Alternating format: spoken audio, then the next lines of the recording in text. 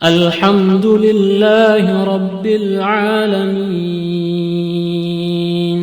إن الحمد لله نحمده ونستعينه ونستغفره ونعوذ بالله من شرور أنفسنا ومن سيئات أعمالنا. من يهده الله فلا مضل له ومن يضلل فلا هادي له. أشهد أن لا إله إلا الله وحده لا شريك له وأشهد أن محمدا عبده ورسوله صلى الله عليه وعلى آله وصحبه وسلم. Alhamdulillah, puji syukur kita panjatkan pada Allah.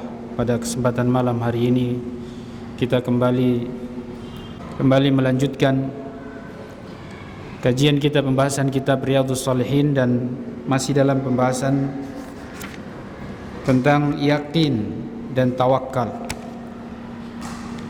Masih pembahasan tentang bab yakin dan tawakal. Kita sampai pada hadis yang ke-9 dari bab ini. Hadis sekarang nomor 84. Hadis nomor 84, dan urutannya hadis ke-9 di dalam bab tentang yakin dan tawakal.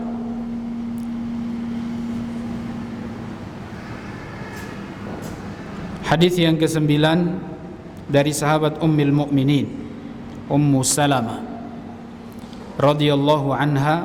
Nama beliau adalah Hindun. Ummu Salamah, nama beliau adalah Hindun, yang dinikahi oleh Rasulullah sallallahu alaihi wasallam setelah meninggal suaminya. Dan beliau ini adalah seorang istri yang sangat kuat, yang sangat tangguh keimanannya. Ketika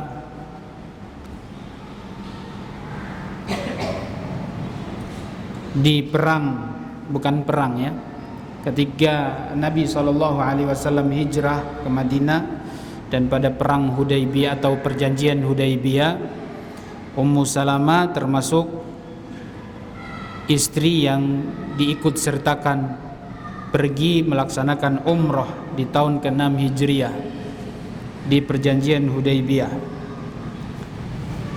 Nabi SAW keluar melaksanakan umrah, dan pada saat itu disuruh pulang pada tahun ke-6 Hijriah. Lalu sebelum disuruh pulang ini terjadilah perjanjian.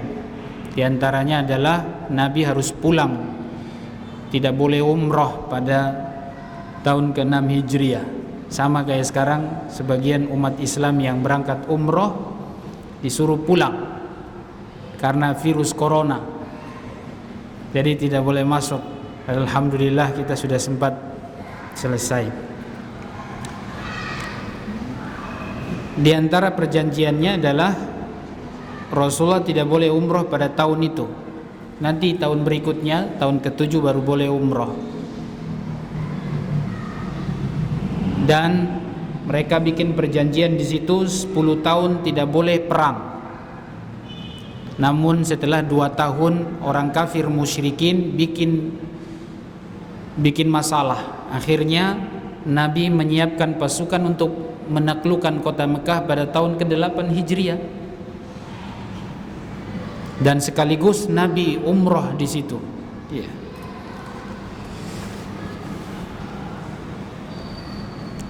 Sahabat Ummu Salamah ini termasuk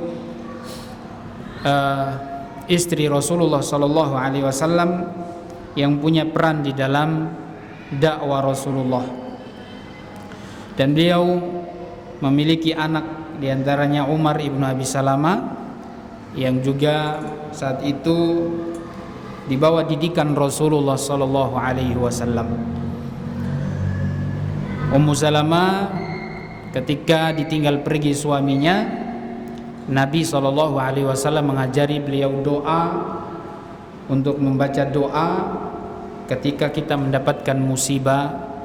Di antaranya doa, ucapkanlah inna lillahi wa inna ilaihi raji'un, Allahumma ajurni fi musibati wa khluf li khairan minha. Ya Allah, Setelah kita membaca inna lillahi wa inna ilaihi raji'un, baca tambahan doa, ya Allah berikanlah pahala atas musibah ini dan gantikanlah untukku dengan yang lebih baik. Setelah beliau baca doa ini, beliau bersuamikan Rasulullah sallallahu alaihi wasallam. Ya. Meninggal suaminya diganti dengan suami yang lebih baik, yaitu Rasulullah. Nabi sendiri yang ngajari dan diamalkan sehingga terbukti dapat suami yang lebih baik. Hadis yang dibawakan oleh Ummu Salamah ini masih tentang tawakal dan yakin. Beliau mengatakan anna Nabiy sallallahu alaihi wasallam kana idza kharaja min baitihi, Nabi kalau keluar dari rumah beliau membaca Bismillahi tawakkaltu 'ala Allah. Dengan nama Allah aku bertawakal kepada Allah. Dengan nama Allah aku bertawakal kepada Allah. Inni a'udzu bika an adilla au udall au azilla au uzal au azlima au uzlam au ajhal au yujhal alayya. Aku berlindung kepada Engkau dari menyesatkan orang lain dan disesatkan. Aku berlindung kepada Engkau dari ketergelinciran dan aku digelincirkan oleh orang lain. Dan aku berlindung kepada Engkau dari menzalimi orang dan aku dizalimi. Aku berlindung kepada Engkau dari menjaili, membuli orang dan aku dibuli. Ini zaman bully kan? Hadis riwayat Abu Dawud, Tirmizi, riwayat Abu Dawud dan Imam Tirmizi, dan hadis ini sahih. Kemudian hadis yang kedua masih sama dari sahabat Anas bin Malik radhiyallahu anhu, pembantunya Rasulullah sallallahu alaihi wasallam selama 10 tahun di Madinah. Dan sahabat Anas bin Malik radhiyallahu anhu termasuk sahabat yang paling banyak anaknya dan paling panjang usianya. Dia meninggal tahun 93 Hijriah. Ada yang mengatakan 92 Hijriah. Dia dikaruniai harta dan juga anak yang banyak. Karena didoakan oleh Rasulullah, ya Allah berkahilah hartanya dan berkahilah keluarganya. Akhirnya dia diberikan anak yang banyak. Karena istrinya juga banyak. Ya. Beliau berkhidmah kepada Rasulullah sallallahu alaihi wasallam selama 10 tahun dan beliau tidak pernah menemukan dari Rasulullah ucapan yang menyinggung perasaan Anas bin Malik. Ketika Anas bin Malik disuruh oleh Rasulullah untuk melaksanakan atau melakukan sesuatu lalu kemudian salah, maka Nabi tidak pernah mengatakan, bertanya kepada Anas bin Malik, kenapa kamu lakukan begitu? Kenapa tidak begini? Tidak pernah ucapan itu terlontar dari Rasulullah dan didengar oleh Anas bin Malik radhiyallahu anhu. Karena kalau sudah terjadi kesalahan, maka ucapan seorang mukmin dia cuma mengatakan inna lillahi wa inna ilaihi raji'un. Itu musibah. Atau qaddarallahu wa ma syaa fa'al. Sudah Allah takdirkan, Allah kehendaki seperti itu. Jadi jangan mengatakan seandainya kamu tadi begini tidak akan jadi begini. Nah, itu tidak boleh karena sudah terjadi. Ya. Kita cuman mengatakan qaddarullah wa ma syaa fa'al. Itu ucapan dari Rasulullah. Ya, Anas bin Malik meriwayatkan hadis yang sama matannya atau maknanya sama dengan yang sebelumnya.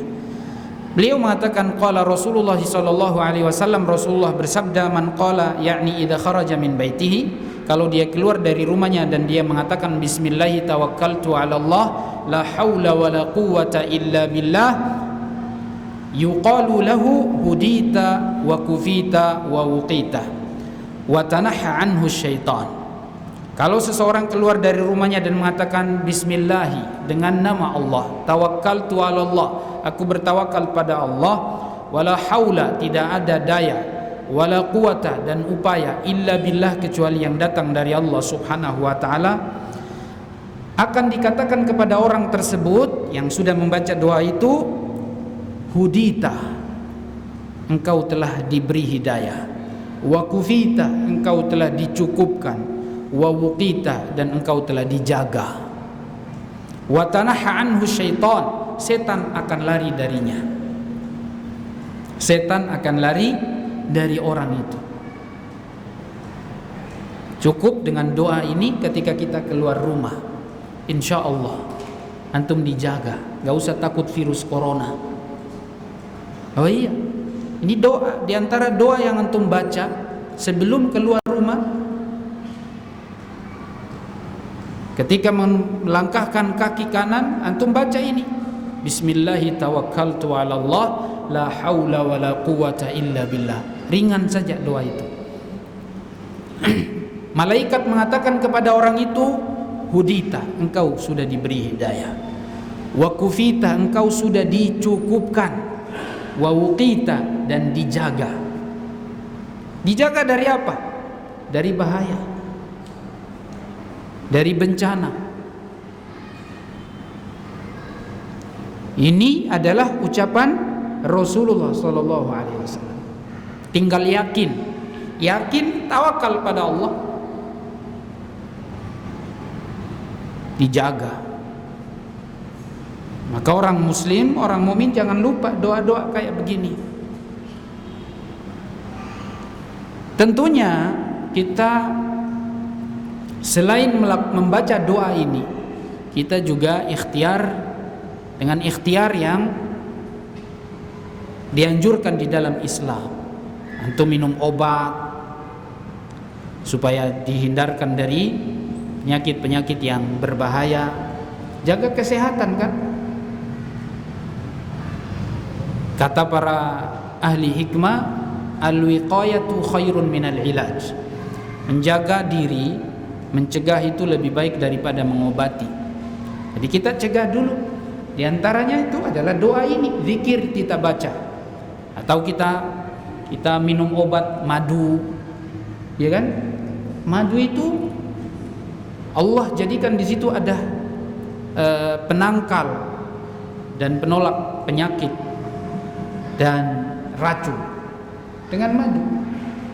Habatus sauda, Rasulullah mengatakan tentang habatus sauda, dawaun min kulli da, obat dari segala racun, obat dari segala penyakit. Ikhtiar minum madu, habatus sauda, insya Allah itu ikhtiar kita.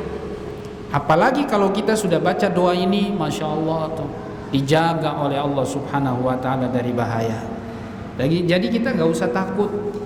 Dan kalaupun ditimpa musibah seperti ini, terkena penyakit, bukan cuma virus corona, penyakit apa saja, kita dijangkiti penyakit yang menular. Ingat, semua yang menimpa kita itu datang dari Allah Subhanahu wa taala. Allah mengatakan, lan yusibana illa ma kataballahu lana huwa maulana wa 'alallahi falyatawakkalul mu'minun. Katakan Muhammad kepada manusia, tidak akan menimpa kita kecuali yang sudah ditetapkan oleh Allah Subhanahu wa taala. Antum tidak bisa lari, kalau sudah Allah tetapkan antum terkena penyakit, ya kena. Enggak usah takut. Itu sudah menjadi keputusan Allah tabaraka wa taala. Orang muslim punya akidah, huwa maulana, dialah Allah yang menjaga kita, yang melindungi kita. Wa 'alallahi falyatawakkalul mu'minun. Maka bertawakallah kepada Allah orang-orang yang beriman. Antum akan mati, pasti akan mati. Mau dengan virus corona, kecelakaan, kita semua akan mati. Ngapain antum takut?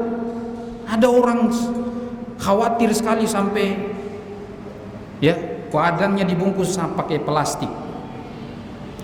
Di Indonesia apa di Cina itu? Ada yang sudah saking takutnya dia belanja di supermarket, satu keranjang besar itu penuh sampai rak-rak supermi itu habis, dihabiskan di swalayan supermarket itu karena takut. Dia nggak mau keluar, pokoknya diborong sekaligus, hidup 1 bulan atau hidup berapa bulan kemudian baru keluar lagi. Ente mau sembunyi di dalam tanah, di dalam tembok, kematian itu akan datang kepada antum. Ya, aina ma takunu yudrikumul maut walau kuntum fi burujin musyayyada. Dimanapun kalian berada, maut itu akan mendatangi kalian, walaupun dalam tembok yang kokoh. Lari dari virus, kalau sudah memang ajalnya begitu, kita tidak akan bisa lari. Pertanyaannya adalah, antum mati dalam keadaan apa? Dalam keadaan sujud, beribadah, atau dalam keadaan dosa bermaksiat? Itu saja. Cepat atau lambat kita akan mati. Cuman bagaimana kita mati? Husnul khatimah atau su'ul khatimah? Jangan juga antum katakan, oh dia orang soleh tidak akan kena penyakit virus. Enggak juga. Mau ente orang soleh, orang fajir. Kalau orang soleh syahid bagi dia, orang fajir itu azab buat dia.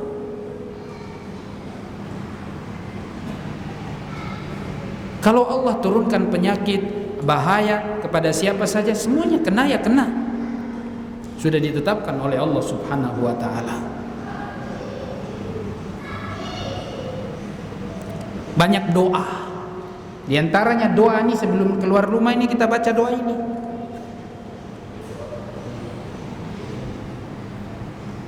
Demikian juga zikir pagi petang. Bismillahilladzi la yadurru ma'asmi syai'un fil ardi wala fis sama' wa huwas samiul alim. Baca itu. Atau Allahumma afini fi badani, Allahumma afini fi basari, Allahumma afini fi sam'i. Ya Allah, jaga, selamatkan atau sehatkan mataku, pendengaranku, badanku, tubuhku ini dari penyakit. Pagi petang kita baca, tawakal pada Allah Subhanahu wa taala. Selain pola hidup sehat kita lakukan, kita zikir pagi petang. Doa banyak-banyak, minta pada Allah Subhanahu wa taala dan yakin bahwa doa itu diterima oleh Allah. Ud'ullaha wa antum muqinuna bil ijabah. Doa pada Allah dan antum yakin bahwa doa antum diterima oleh Allah Subhanahu wa taala. Bertawassul kepada Allah dengan nama-nama Allah. Sebut nama Allah yang agung supaya dikabulkan. Dalam hadis disebutkan, ya, barang siapa yang membaca doa lalu diawali dengan menyebut nama Allah yang agung, maka apa yang dia minta akan dikasih. Doanya pasti dikabulkan. Hafalkan doa ini. Allahumma inni as'aluka bi anna lakal hamdu la ilaha illa anta al-mannan badi'us samawati wal ard ya dzal jalali wal ikram ya hayyu ya qayyum. Baca pembukaan doa ini dan antum minta apa saja dan yakin insyaallah Allah kabulkan.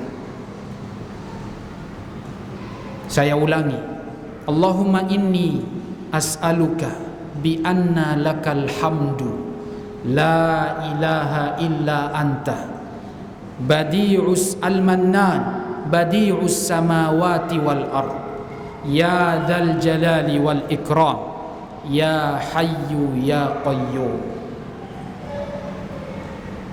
Doa ini dulu pernah dibaca oleh pasukan Nabi Sulaiman.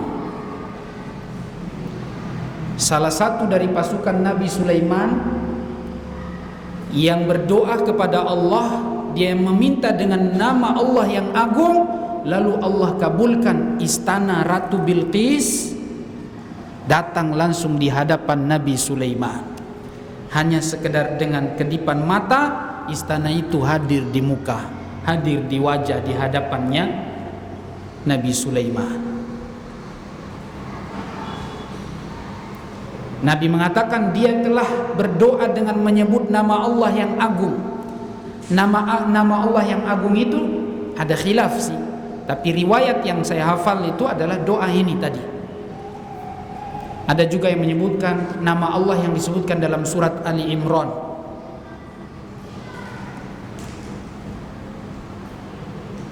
Ya. Tapi hadis yang saya sebutkan tadi itu riwayat Imam Abu Daud dan hadis ini sahih juga. Tidak masalah antum pakai doa itu. Allahumma inni as'aluka, ya Allah aku memohon kepada engkau, bi anna lakal hamdu, milikmu segala pujian dan sanjungan. La ilaha illa anta, tidak ada ilah yang berhak disembah kecuali engkau. Al-Mannan, engkaulah yang maha memberi. Al-Mannan itu pokoknya diberi tanpa batas. Badi'us samawati wal ard, yang telah menciptakan langit dan bumi. Ya dzal jalali wal ikram, wahai yang maha mulia dan yang maha segalanya, yang sangat baik ya. Ikram itu orangnya dermawan. Kalau dibilang karim itu maksudnya orang itu dermawan. Allah itu dermawan, ngasih tidak ada batasnya. Ya Hayyu ya Qayyum, wahai yang maha hidup dan yang maha tegak. Setelah baca itu antum doa apa saja, yang minta keturunan, yang minta disehatkan dari penyakitnya, yang minta dilindungi dari bahaya, minta. Yang minta jodoh, ya, pakai itu.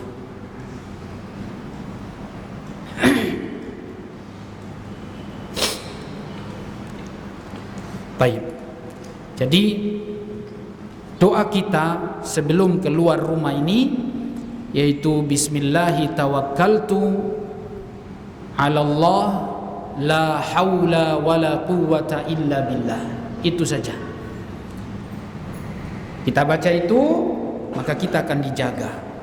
Rasulullah mengatakan wa tanaha anhu syaitan, setan lari darinya.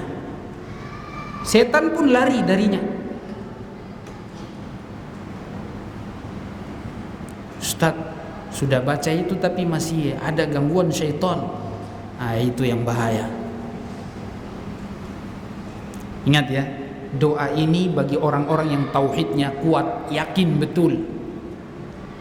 Antum harus perbaiki dulu ya keyakinan antum, tauhid antum. Sudah yakin betul, baru insya Allah doa ini berlaku buat antum. Tidak bisa dipisahkan antara yakin dan tawakal. Gak boleh ragu. Setan itu lari dari kita. Bahkan dalam riwayat yang lain dikatakan, ketika kita sudah baca doa ini, setan yang lain mau mendekati orang tersebut yang sudah baca doa itu, setan yang lain bilang kepada temannya, kaifa laka birojulin qad hudiya wa kufiya wa wuqiya. Bagaimana mungkin ente bisa mempengaruhi dan menyesatkan, merusak orang itu, sementara dia sudah dijaga, diberi hidayah dan sudah dicukupkan. Setan saja lagi bahas masalah orang yang baca doa ini, ya, bagaimana menghancurkan orang ini. Setan saja takut. Antum pergi ke hutan, pergi ke tempat mana saja, kalau antum baca doa ini gak usah takut. Setelah sampai di hutan pun antum baca doa yang lain kan, supaya dilindungi dari bahaya. A'udzu bikalimatillahi tammati min syarri ma khalaq. Subhanallah, Islam kita ini agama yang paling sempurna. Antum kemana saja ada doanya. Keluar dari rumah ada doanya. Masuk ke hutan tempat yang asing belum pernah antum lewati ada doanya. A'udzu bikalimatillahi tammati min syarri ma khalaq. Antum mau masuk ke pasar, karena ada doanya juga, supaya tidak dibodohi, tidak dijailin. Nah, nanti ada hadis yang pertama tadi kita jelaskan. Antum keluar dari rumah, kemana saja antum pergi, mau kerja, pergi ke pasar, baca doa ini. Ketika antum masuk ke pasar, kan biasanya pasar ini banyak ya kemungkaran di dalamnya, karena memang Rasulullah mengatakan tempat yang paling dibenci itu pasar, tempat yang paling dicintai itu masjid. Maka orang-orang yang datang ke pasar itu hatinya galau, kacau, ya. Datang ke mall, apalagi lihat yang haram-haram, nah itu bukan tambah bahagia. Tapi kalau datang ke masjid, di majelis ilmu, hati antum tenang, jiwa antum tenang. Antum dengarkan hadis, antum dengarkan Quran. Minimal ketika ayat itu antum dengar atau hadis itu antum dengar, antum bisa tenang. Karena memang tempat yang dicintai itu masjid. Jadi Allah lapangkan hati antum. Majelis ilmu itu Rasulullah mengatakan nazalat alaihimus sakinah, turun pada mereka apa? Sakinah, ketenangan. Kalau antum pergi ke mall, ya antum lagi mungkin mau santai-santai di sana, bukan tambah senang, bukan tambah bahagia, malah tambah rusak hati antum. Karena antum lihat yang haram di sana, dengar musik. Kecuali kalau di Saudi antum masuk di mall, nggak ada kedengaran suara musik. Ya. Di bandara itu bacaan Al-Quran. Bandara itu bacaannya bacaan Quran di Saudi. Kalau di sini kan musik, ya kan? Di mall-mall ya begitu. Kemarin di bandara azan terdengar itu satu bandara. Masih mendingan mendengar Saudi Arabia. Jadi antum jangan benci sama mereka ya. Mereka lebih baik dari kita. Azan, semua orang sholat.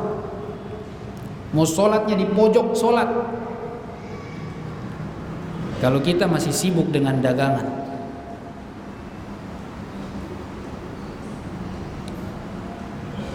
Baik. Jadi kalau orang pergi ke mall, bukan malah tambah bahagia, malah tambah tidak tenang. Karena dosa. Satu dosa yang antum lakukan itu pasti ada ketidaknyamanan, risih di dalam hati antum.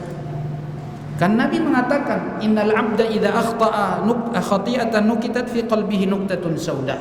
Seorang hamba kalau dia berbuat dosa akan ditorehkan satu bintik hitam di dalam hatinya.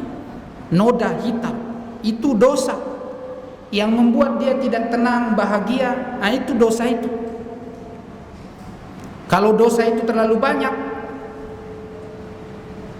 ibadah malas, majelis ilmu jarang dihadiri, dan dia lebih suka datang di tempat-tempat keramaian, tempat maksiat. Nabi mengatakan, innal mu'min man sarrathu hasanatuhu wa sa'atuhu sayi'atuhu. Orang mukmin itu kalau dia beramal soleh dia jadi senang dan gembira, dan kalau dia berbuat dosa merasa risih, tidak tenang. Maka antum cek hati antum. Kebalikannya kata Rasulullah, wal fajir man sa'athu hasanatuhu wa sarrathu sayi'atuhu. Orang fajir itu kalau dia beramal soleh malah tidak senang, dan kalau dia berbuat dosa dia senang. Hati-hati.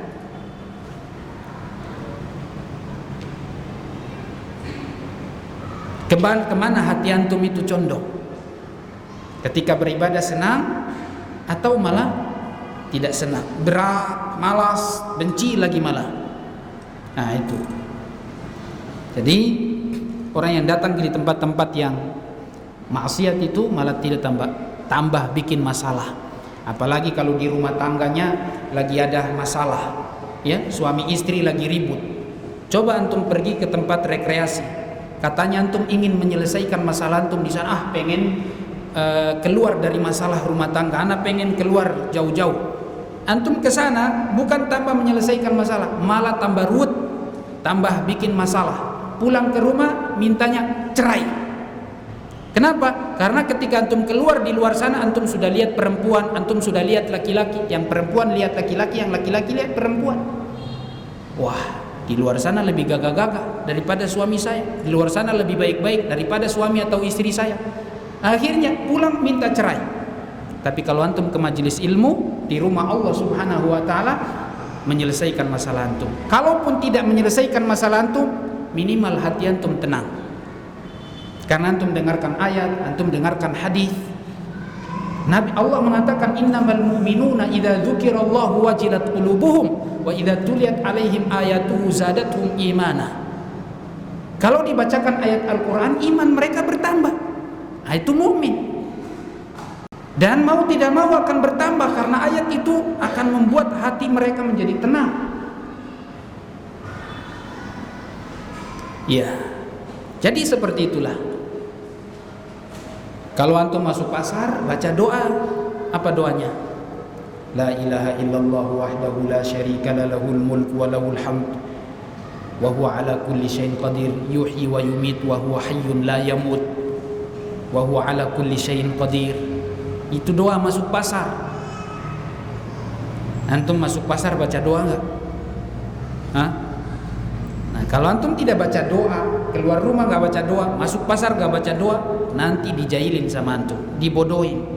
Masuk pasar ditipu, belanja ditipu, jual juga ditipu. Makanya nih doa hadis yang pertama tadi dikatakan Allahumma inni a'udzubika an adilla au udall. Ya Allah, aku berlindung kepada Engkau dari menyesatkan orang dan disesatkan. Aku disesatkan.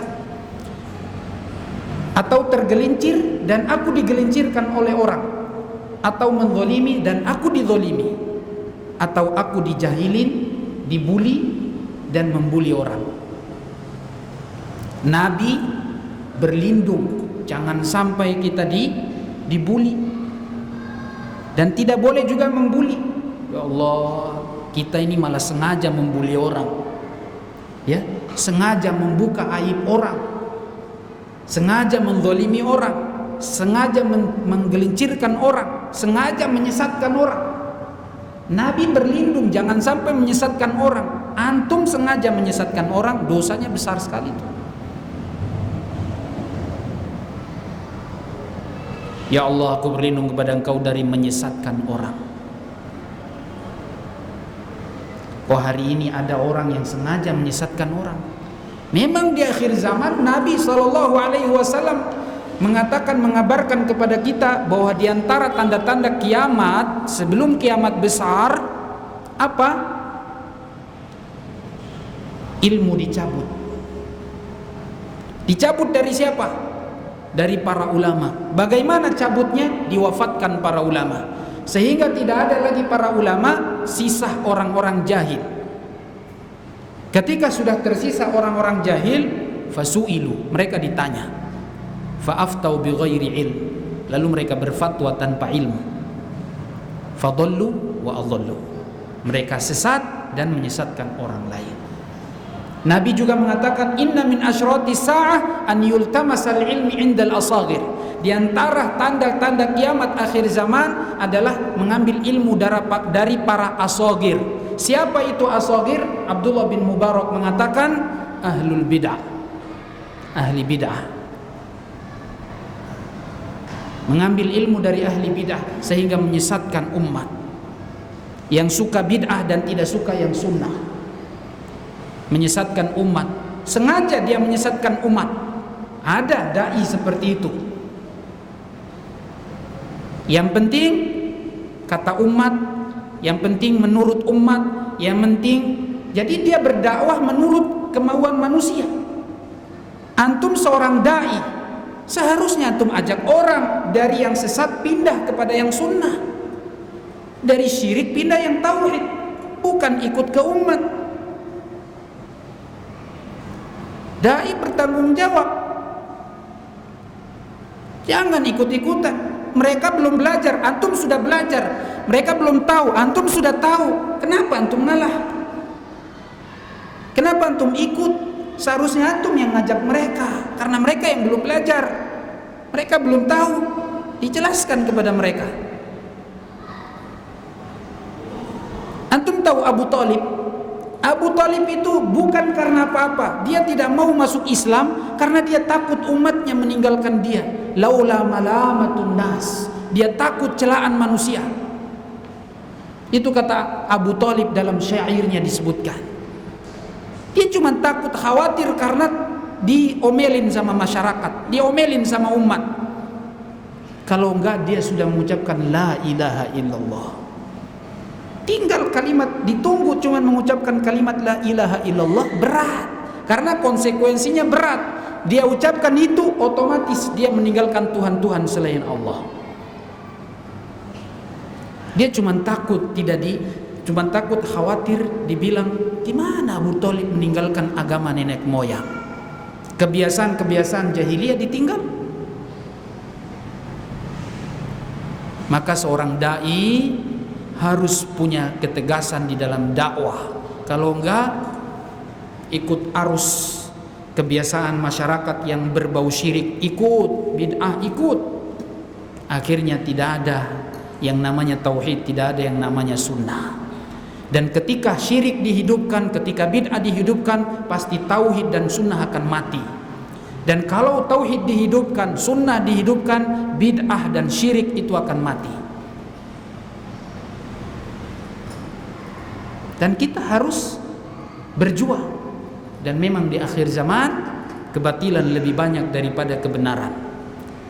Bid'ah lebih banyak daripada bid'ah sunnah. Syirik lebih banyak daripada tauhid. Tapi jangan antum berdalil karena mereka lebih banyak jadi kita ikut yang banyak. Allah mengatakan wa in tuti' aktsara man fil ardi yudilluka an sabilillah. Jika engkau mengikuti kebanyakan orang, maka mereka akan menyesatkan engkau dari jalan Allah Subhanahu wa taala. Kebenaran dakwah bukan karena dilihat jumlah yang banyak. Al-haqqu ma wafaqal haqq wa in kunta wahdak. Abdullah bin Mas'ud mengatakan kebenaran itu adalah yang menyesuaikan dan mengikuti kebenaran kitabullah dan sunnah walaupun engkau sendiri. Itu adalah al-jamaah. Wallahu a'lam bishawab. Ini yang bisa saya sampaikan, lebih dan kurangnya mohon maaf. Kita lanjutkan setelah salat Isya dengan tanya jawab. Subhanakallahumma wa bihamdika asyhadu an la ilaha illa anta astaghfiruka wa atubu ilaik. Assalamualaikum warahmatullahi wabarakatuh.